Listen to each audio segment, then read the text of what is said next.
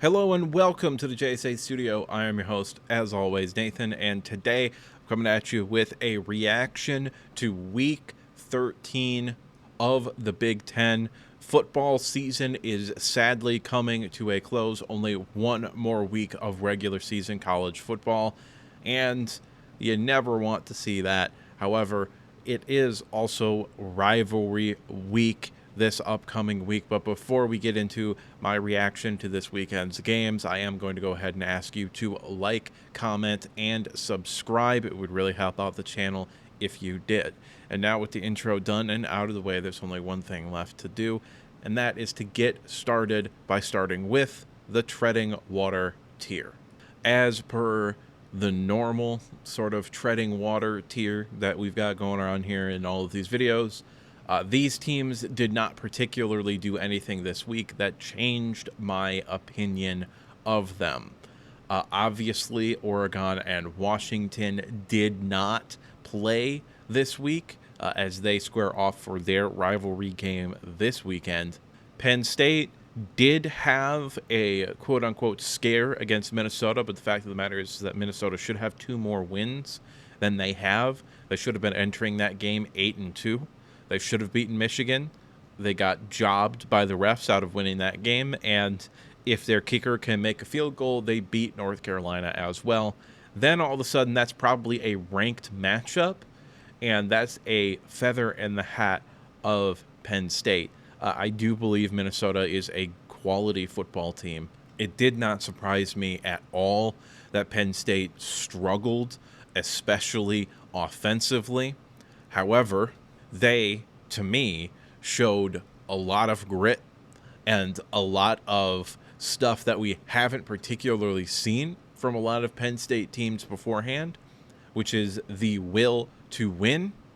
And these close games might end up being good experience for them in the playoffs, because with a win this weekend, they're 100% in, and even with a loss, they've still got a pretty good chance to get in.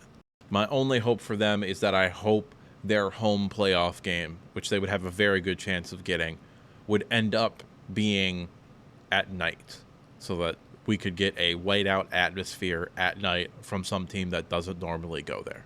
Moving on to the top row of teams here, Iowa, they handled business. They got the W. They get to play a Nebraska team this Friday night. Actually, could be a relatively interesting football game, even though Nebraska did beat Wisconsin and is bowl eligible. The big thing for Iowa would be you hope you convincingly beat Nebraska, and then Illinois loses and ends the season 8-4. That would lead to Iowa having a very good chance to end up in the Citrus Bowl against whatever SEC team is the first team out of the college football playoffs. And the Citrus Bowl is probably the biggest bowl game that is not part of the playoffs right now. So if you aren't going to make the playoffs, which this team is not going to make the playoffs, then you probably would want to have that matchup there. And it's an outside shot, but it's still a possibility. As far as Maryland goes, the good thing about this year is that it was kind of expected to be a rebuilding year. I don't know if you're going to hold on to Loxley as the head coach. I think you probably should move on. I understand that you have a top 50 commit at the quarterback position. That's probably only there because of Mike Loxley. However, at what point do we just have to say he's never won more than like 7 or 8 games in a season, and he's missed a bowl game often? This is not a head coach that is going to take this program to that next level. Now, that next level is probably like consistently winning 7, 8, 9, 10 games like in Iowa or what a Wisconsin used to be. That's the next step for this program, and I don't think Mike Loxley is going to get you there. Rutgers, you gave it your all. You really did. You almost got it against Illinois.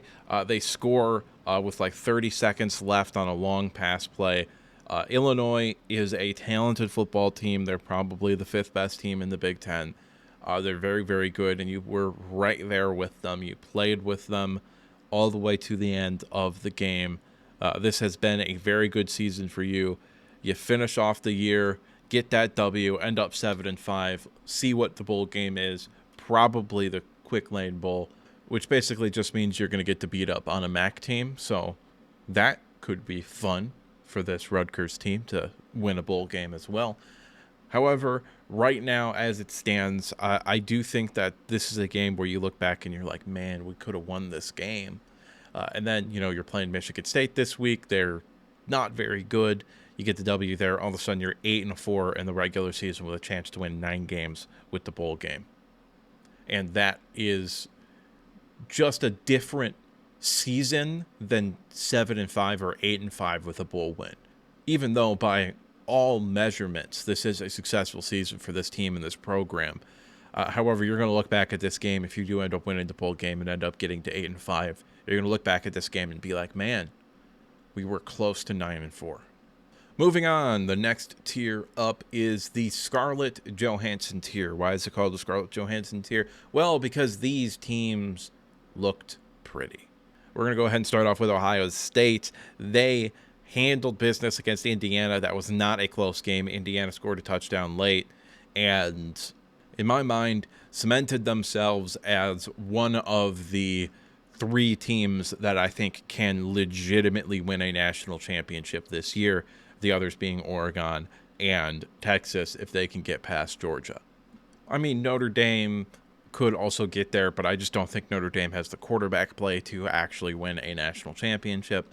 And if you look at other teams that are in the conversation right now, I also just don't believe in them, like, Tennessee or Penn State, Indiana are both going to make the playoffs if they handle business this week. Nevertheless, Ohio State, you destroyed a top 5 team in the country. I do think Indiana is a good football team. I do think they are one of the 10 best teams in college football, and they absolutely should be in the playoffs. And you dominated that game. They got an opening drive touchdown, and they didn't do shit until you had already given up halfway through the 4th quarter. Okay? So that was a complete and utter decimation of Indiana. And the shit that happened with the last play and afterwards with whatever, I don't care. Do I think it shows a lack of class? Yes. Do I think that matters? No. I don't think it has any, predictive qualities about how good this team is or what they're going to do in the future. I just don't care. I think it's completely and utterly irrelevant to basically just every conversation that could possibly exist. Illinois, you are up next. You won a close football game against Rutgers. Rutgers is a good team.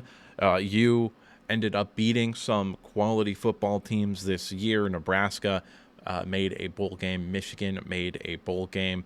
All in all, this is a very good season for you. If you can handle business this week, you could maybe get to the Citrus Bowl. Now, who you end up playing, whether that would be an Ole Miss team or potentially an Alabama team or whoever, I don't know. But you would still have the shot at a 10-win season, and that would be big for this program. Nebraska, also big, is getting to a bowl game, getting Dylan Raiola those extra practices with the ability to prepare for an opponent for a long period of time, to come out with a strong game plan. It's also a big deal to have Dana Holgorsen start implementing his offensive system and all of his terminology and everything over the course of a couple of weeks, because that is really going to put this team, ahead of the 8 ball, so to say, when it comes to next season, because you are going to return the most important piece on offense. You have the ability to potentially go out and add some more pieces as well to help the offense be more explosive, to help the running game really sort of take off. It's been okay this year, but it hasn't been great by any means. This could be a program that takes off in, what would this be, year 3 for Matt Rule. The Big Ten is also wide open next year, so we don't really know what anybody's going to look like next year. And by that, I mean, we literally have no idea what anyone is going to look like in the Big Ten next year. Minnesota is also in the Scarlett Johansson tier. A close loss to a top 5 team is looking good for this program. Again, you wish you'd gotten some breaks or some correct calls in the case of Michigan game, that you could have ended up winning those games. Now you're all of a sudden you're 8-2. If you pull off the upset, you got a shot at a 10-win season in the regular season. However, that's just not the case. You're 6-5. We need you to win this next week. Get to 7-5. Maybe you win the bowl game. This is a quality program that is consistent, and with how ridiculously wide open the Big Ten is next year, you don't know what this team could look like after this season. So heading into next year, you get the momentum with a bowl game win, hopefully. Then you could end up in a very good situation heading into next season. The final team in the Scarlett Johansson tier is, in fact, USC. Beating your rival, even though they're having a down year, they have been playing much better the past few weeks. So beating a rival that is playing better and better as the season has gone on and preventing them from getting to a bowl game, that's a big deal. It didn't save Lincoln Riley's job, but it kind of saved face a little bit. If he can keep it close against USC, which is unlikely, admittedly, then perhaps you end up having a more positive offseason than you might have otherwise. But if you're Lincoln Riley right now, the seat that you're sitting on is starting to feel really uncomfortable because of how fucking hot it is. I think USC's got to go 10-2 next year if Lincoln Riley is going to keep his job. Because if he ends up 8-4 or God forbid 7-5, I think USC is going to look at him and just be like, "You're done. You gave us one good season in your first year where you had a number 1 overall pick quarterback, and then you've sucked since." So, yeah, I don't know what the future holds for USC or Lincoln Riley, but getting to the bowl game is a step in the correct direction. Now, before I move on to the next tier, we are implementing a new tier this week, which I do sometimes. And before we get to the teams that played bad and really bad, we're entering a new tier that I call the God King tier, because nobody, doesn't matter who you are or in what realm you exist in terms of like sports or otherwise, nobody had a better week than the University of Michigan. They flipped the number 1 recruit in the country. They beat, I guess, a rival in Northwestern while scoring 50 points. They have lots of recruiting momentum. They're starting to get crystal balls for big-time recruits and flips from other schools, and they made a bowl game. Now, we're going to go back through all of this here, and we're going to talk about it a little bit more in depth. Michigan, obviously, last Thursday night, flipped Bryce Underwood from LSU to the University of Michigan. And if you are a Michigan fan watching this, because I know there aren't LSU fans watching this, what I want to give you is the actual reason why Bryce Underwood flipped from the University of Michigan and is not most likely going to end up at LSU. Because I don't think it was money. And if you do what I did this weekend and listen to a lot of LSU sort of insiders, they're all telling their fans flat out and straight up it's just the money. And Michigan came in with a Godfather offer. They're offering him, $15 million. I heard one person say, I heard most commonly was 12, which is, kind of funny because LSU spent the entirety of the past 2 months telling me that Bryce Underwood didn't care about NIL money and that he was coming to LSU because he wants to be developed into a high-quality quarterback. Never mind the fact that Brian Kelly has legitimately never developed a quarterback to be anything. And I also had serious doubts about their offensive coordinator and play calling and just their scheme on offense in general.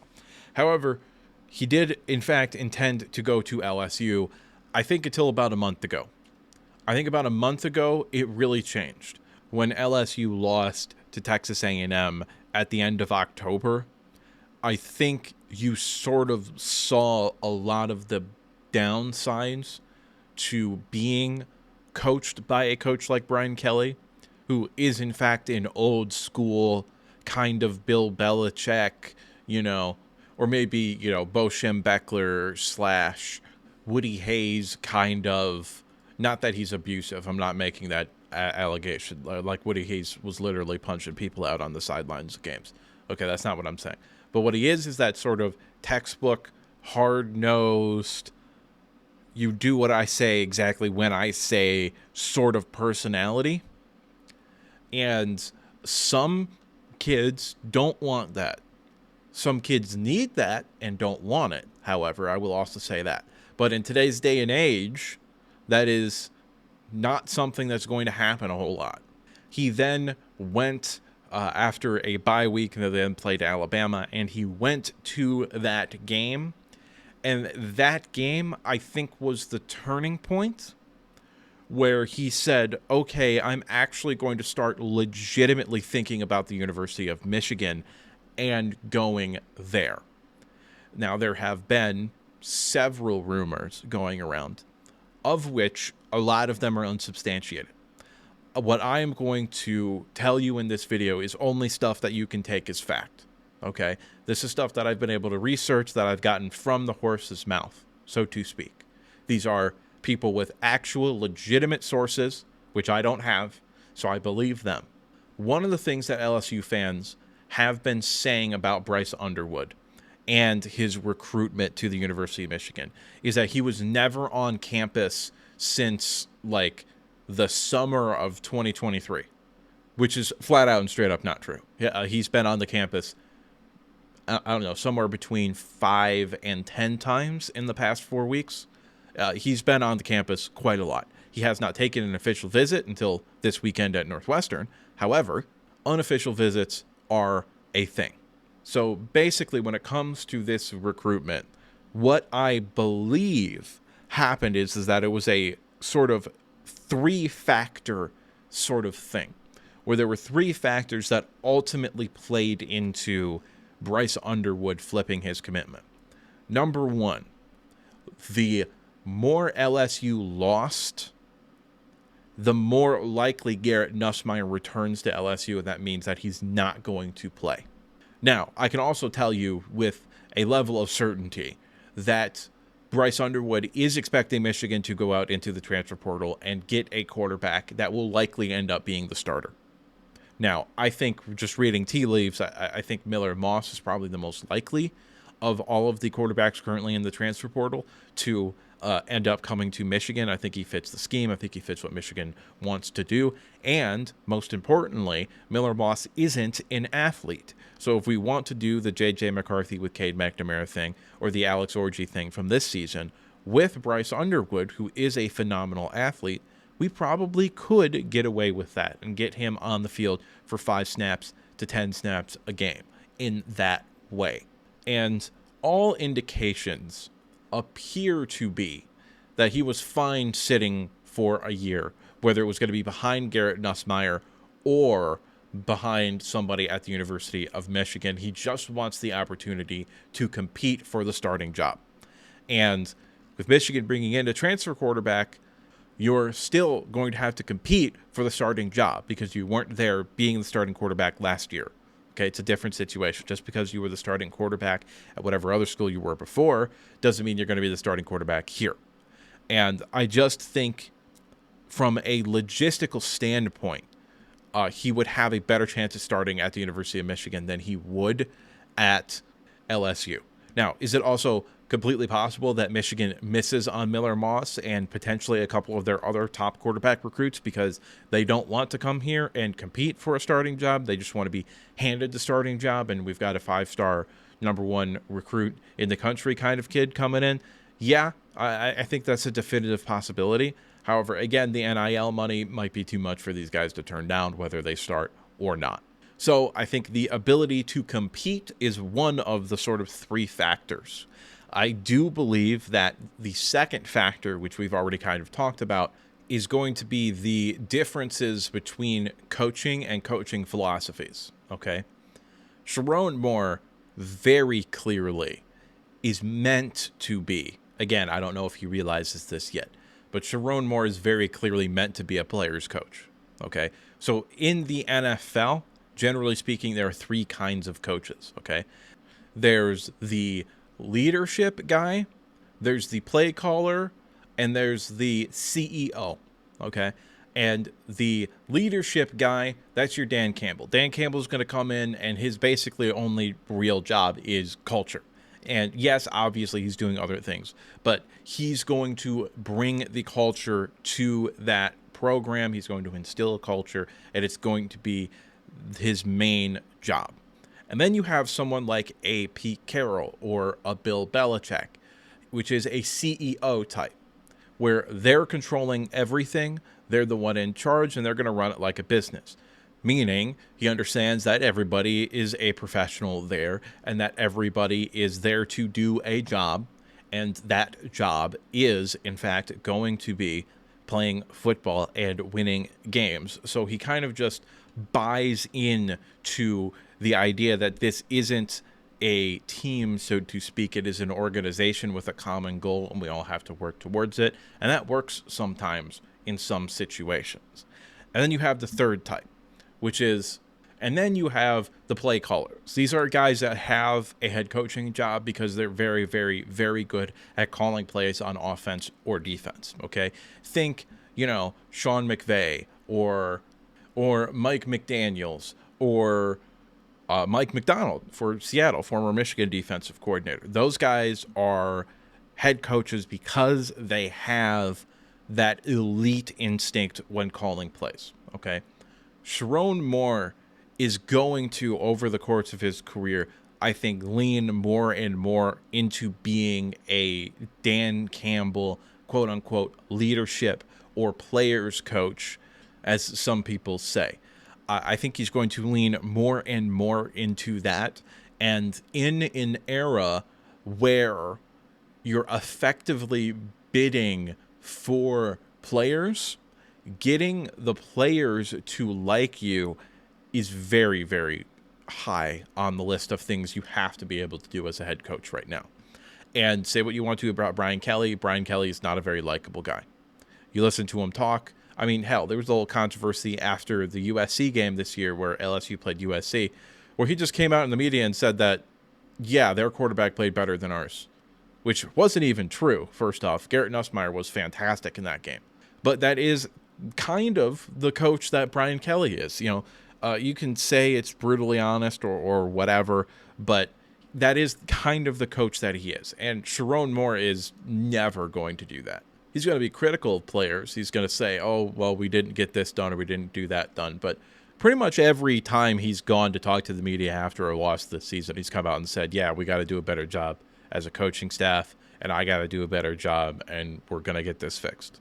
So I think the differences in personalities, less so between Sharon Moore and Brian Kelly, but more so between Sharon Moore and Jim Harbaugh, ended up being maybe the biggest difference in this recruiting.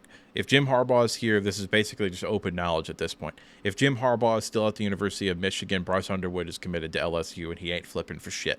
Michigan could have offered him $12 million a year, and it wouldn't have fucking mattered because he wasn't going to come play for Jim Harbaugh after Jim Harbaugh perceivably, or at least in his mind, disrespected him very early on in the recruitment. It felt like Jim Harbaugh was not giving Bryce Underwood the attention he deserved, or at least that's the way that Bryce Underwood felt. And I think that had less to do with the fact that Jim Harbaugh didn't want Bryce Underwood and more to do with the fact that now that he's gone, we can kind of look back at the way that he handled recruiting and sort of understand that, like, oh yeah, that was a mess. It was not very organized and just all around wasn't very good. So Jim Harbaugh leaving the University of Michigan actually opened the door to this recruitment. It wasn't the money that was the foot in the door. It was Jim Harbaugh leaving and Bryce Underwood giving the University of Michigan a second chance to make him a priority. And give credit to Sharon Moore, he made Bryce Underwood feel like he was their top priority. The final thing with the Bryce Underwood recruitment is obviously the NIL.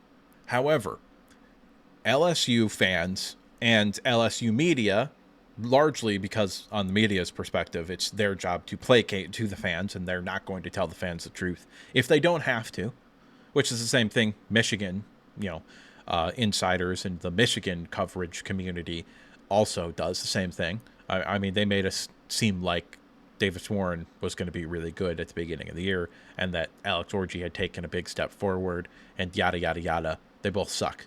That's what they do. It's their job.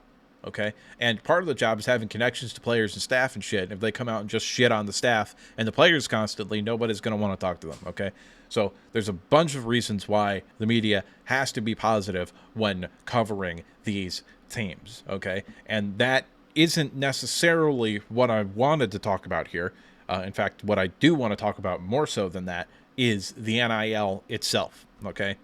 Several Michigan insiders at this point, whether that's Sam Webb, whether that's Isaiah Hull, whether that's a couple of other people on Twitter, have not come out and said numbers. And also, in terms of a couple of people I've seen on Twitter that would know, that do seem to have legitimate sources, they say that 10.5 number is not accurate and that it's less than that. So them coming up with this $12 million total, which would be $3 million a year, I think is inflammatory. I don't believe that's the number. I could be wrong. The media could be lying to me once again to make me feel better. However, even if that $3 million a year number is true, I still don't think that's why he committed to Michigan. Let's be real here. If Jim Harbaugh never gave Bryce Underwood that perceived disrespect, he would have committed to Michigan anyway. The kid grew up a Michigan fan. And I get that a lot of people think they understand what it means to be a fan of a specific group or a football team, but the University of Michigan is the state of Michigan. Like, genuinely. Outside of a pocket in Lansing, no. Like, the University of Michigan is the state of Michigan. It's, I think, one of the biggest employers in the state of Michigan to begin with. The University of Michigan is, in terms of all of its hospitals and affiliate colleges and the college itself. The fact of the matter is, Michigan has probably, you can make an argument for Texas, you can make an argument for Notre Dame, you can make an argument for Ohio State, but Michigan probably has the biggest alumni base of any college football sort of program, and they are just as passionate as Tennessee fans or Georgia fans or Florida fans or all these SEC schools that the SEC likes to lie and pretend that they're somehow special and different than everybody else, that they love football so much and that football is an identity down south like it isn't in the north or out west, which, by the way, it absolutely fucking is. This kid was a Michigan fan. He, in his commitment video, he showed him when he was like 8 years old saying that he was going to go play for the University of Michigan. And guess what? If I was a fucking athlete, I would have gone to the University of Michigan too. Even if they, disrespected me. But I can understand if I wasn't felt like a priority by these people, why you wouldn't go there. I can understand that. What I can't stand is these LSU, and by extension, for some weird reason, the SEC fans in general, saying that the only reason he's going to Michigan is because they're paying him more than everybody else. So first off, 3 million isn't the number. 2.6 also isn't the number. And you don't have a fucking leg to stand on, SEC fans, when it comes to playing people. You paid people under the table for fucking decades. You gave Cam Newton $250,000 to transfer to Auburn from JUCO. And there are countless other examples, so I just figured I'd use the biggest one, okay? That's the biggest one, all right? But even in the NIL era, you're paying people out the fucking ass all the time, okay? DJ Langway, the quarterback for Florida, who was the number 1 quarterback recruit in this past year's quarterback class. How much money is he getting here? We don't know, but On3 believes it to be around $1.7 million a year. So jumping from 1.7 to 2.5 actually isn't that big of a jump. all things considered. But we're not even getting to 2.5 most likely, because 2.6 was reportedly not the real number when it came out. So in reality, are we talking more about 2 million a year or 1.9?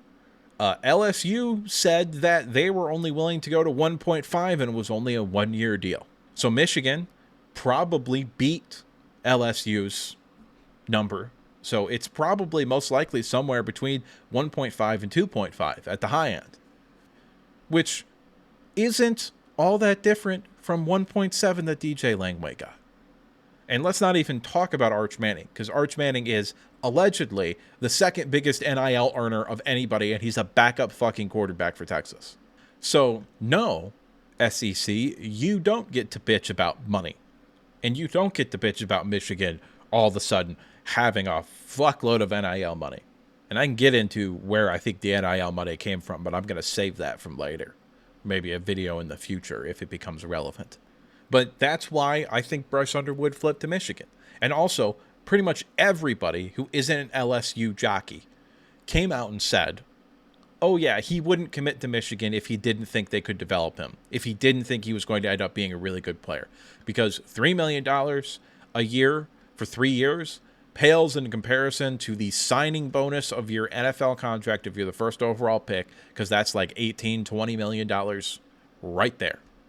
And there will never, not in 100 years, ever be a college football player that will make more than a first-round pick in the NFL draft. That will not exist. Ever. Period. End of discussion. Anyway, moving on to the other things I want to talk about with Michigan.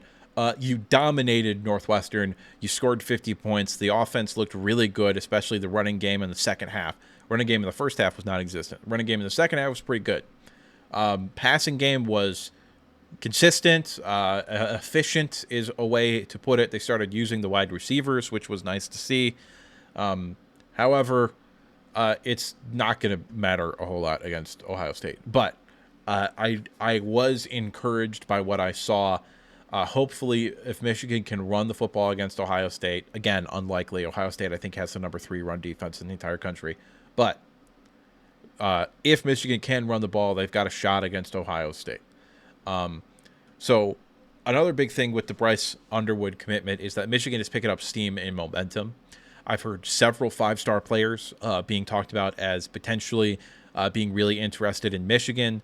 DJ Pickett for LSU, a corner, is someone that may or may not end up being on the table. I've heard very conflicting things about that. Some people have said that Bryce Underwood specifically asked if Michigan had room for DJ Pickett and Derek Meadows, who most people believe is going to end up with Michigan. They kind of think Derek Meadows, a wide receiver, currently ranked in the top 50 on 247's composite rankings. They believe that Derek Meadows and Bryce Underwood were kind of, conjoined at the hip, that they were going to go wherever together. However, he is being recruited hard by Notre Dame, but On3 currently has him as like an 86% chance to go to Michigan, and Sam Webb did in fact put in a crystal ball for him to commit to the University of Michigan. And Sam Webb has a 94% crystal ball accuracy rating. The last thing that I want to spend some time about here is talking about the potential bowl games that Michigan could go to now that they are bowl eligible. So the way that it works is that the Big Ten has certain tie-ins with certain bowl games, and they will play another conference there. They have 3 against the SEC, 2 against the ACC, 1 with the MAC, and 1 with the Big 12. So the way that the bowls work generally is the conferences will get together and they will assign certain teams to certain bowl games based off of matches and matchups and how they think the ratings are going to do. Okay. So I think there's a very real possibility that Michigan is going to end up playing one of the best SEC teams, like in Ole Miss or in Alabama, should they miss on the playoffs, or, Missouri would probably be a better case scenario, because the bowl games that Michigan could potentially go to are all of the Big Ten tie-in games. And that is the Cheez-It Citrus Bowl, which will be versus the SEC. Now, that will likely be the highest ranked Big Ten team versus the highest ranked SEC team. That's just generally the way the Citrus Bowl has gone in the past few years that are not in the playoffs. I will also add that. The Realia Quest Bowl versus the SEC, which generally goes to two of the better teams, but not necessarily always. Then there's the Duke's Mayo Bowl versus the ACC, where that Big Ten team will play probably the second or third best ACC team that does not make the college football playoffs.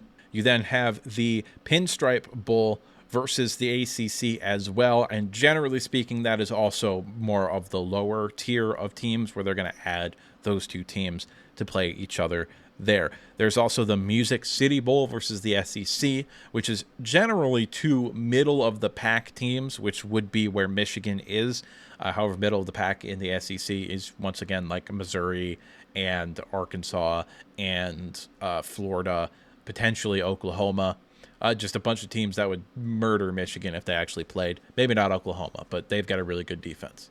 And the final bowl game is going to be the Quick Lane Bowl, which is versus, I believe, the MAC runner-up, I believe, is who you play in the Quick Lane Bowl. And obviously, you would want the Quick Lane Bowl versus the MAC team or one of the two bowls against the ACC. Those are the ones that you want. And in order for Michigan to have the best chance to get one of those bowls, win or lose this week, I'm not going to take that into account, but to have a better chance to get to one of those bowls, what Michigan would need to have happen is they would need Rutgers to beat Michigan State so that Michigan State does not become bowl eligible. They would need Minnesota to beat Wisconsin so that Wisconsin does not become bowl eligible. We would also need Nebraska to beat Iowa so that Nebraska would end up with more Big Ten wins, or if we beat Ohio State, the same amount of Big Ten wins as Michigan. We would then also need Illinois to beat Northwestern. Also worth noting that Washington and USC, both of whom have 6 wins, they're 6-5 right now.